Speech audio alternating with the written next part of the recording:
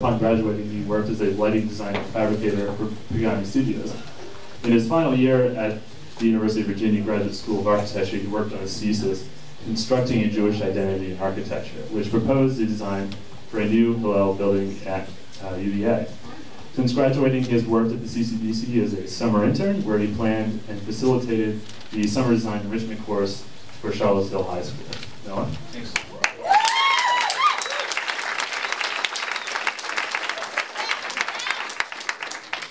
Continuing on the theme of alien landscape and personal DJs, you can go ahead. Well, let's say my name is Noah Bolton, and I was recently the summer intern here at the CCDC, and even though it's September, I'm still the summer. So before I get started, I want to quickly thank Jane and Mandy for the experience I've had working here this past few months and for the guidance and support they provided me while working here. I also want to thank Kathy Galvin for initiating the urban design course, and both for Charles Smith and Tess Hanner for the invaluable volunteering they provided during the week. And lastly, I want to thank Kim Thompson, the teacher at CHS, for partnering with me on this project.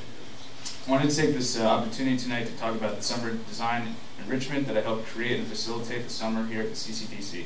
It's a week-long summer course that took place in the first week of August. I realize I'm going to have to talk a lot faster. Some of you may or may not know that currently in Charlottesville, the public housing stock is being redesigned and redeveloped. Part of the redevelopment process set out by the CRHA included engaging with the residents who live in these communities in order to ensure their interests are served and voices heard throughout the redevelopment. With this course, I set out specifically to engage the students and youth of high school students who lived in these neighborhoods.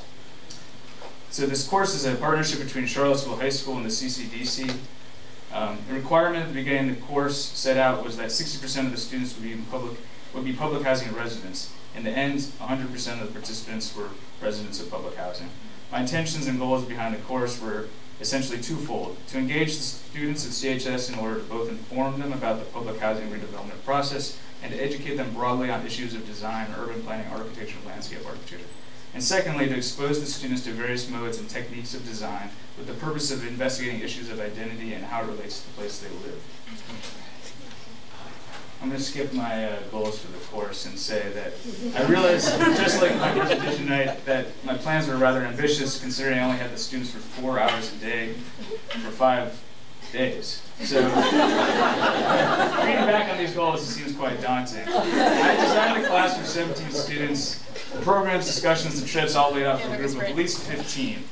Whether it's the fact that the students were signing up for the class busy thinking about summer vacation or because some of them held jobs during the summer whose families depended on them working, I had 3 students show up. What do you do if you have 3 students show up? You teach the class anyways. Try not to be discouraged by the weak attendance I pushed forward with our first day. The students learned to observe and analyze their built environment around them with a series of walking tours. At the end of the first day, I regretfully asked the students if they had a good time and if they would come back tomorrow. What was I thinking? Talking to a group of teenagers. 2 of the 3 told me they weren't coming back. A bit weary about the possibility that none of my students would be returning the next day, I showed up Tuesday, and of course they were there. And they're ready to learn. So we spent the rest of the week exploring various design issues and projects I had planned for us. We visited the city planning office where the students learned about zoning issues, why certain buildings were in certain places, and drew maps of their neighborhoods from memory. A day spent exploring the neighborhood of Vinegar Hill. All of the students either live in or have lived in the West Haven community were learning about Vinegar Hill for the first time. They learned how it was dismantled, and its dismantling directly resulted in the construction of the neighborhood that they currently live in. Scott French, a history professor from UVA, took us on a tour of what was once the neighborhood, where we used historical photographs to locate original buildings and get a sense of what the neighborhood once was and what it stood for. We visited local design offices of Nelsonburg Woltz, where my friend Carl Kraus, a landscape architect, took time to show us the office and show us the work that they do there. Students learned about site analysis and saw examples of models and drawings. Taking what they had learned from the day before at Nelsonburg Woltz, they returned to their own communities where they did site analysis on their neighborhood. They located important trees. This is actually an example of one of those. They located important trees where people hung out and began to think about why buildings were placed in the terrain in the way that they were. The culmination of the week came on the final day where the students participated in a design charrette Teamed with other architects, they spent the morning considering how they might redesign their own neighborhoods. They created site plans, inspiration boards, and then even at the end presented their work to members of the community and to members of the staff of the Charlottesville Housing Redevelopment Board. So, after it was all over, did the kids actually learn anything? You know, did they learn these foundations of architectural education, quote unquote, that I had set out to teach them?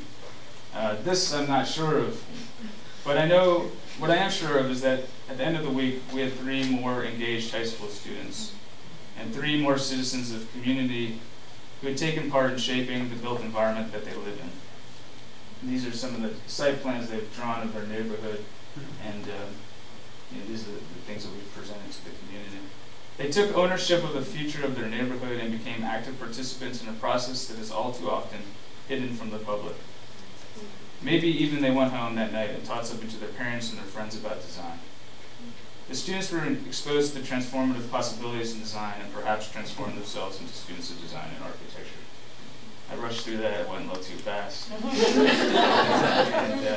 But I don't know how much more I can say, but hopefully the relationship that we have with the high school now will be continuing in the fall. The kids are continuing to take a class. It's an urban design course throughout the year. And I told myself if I ran out of time, I would talk directly to the slides. And so this is student Tejan and some of his plan for the neighborhood.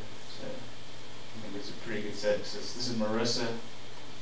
This is her design. They made inspiration boards, and they used their site analysis to sort of, you know, reimagine the place that they live. Just look at the last slide. There's just one more.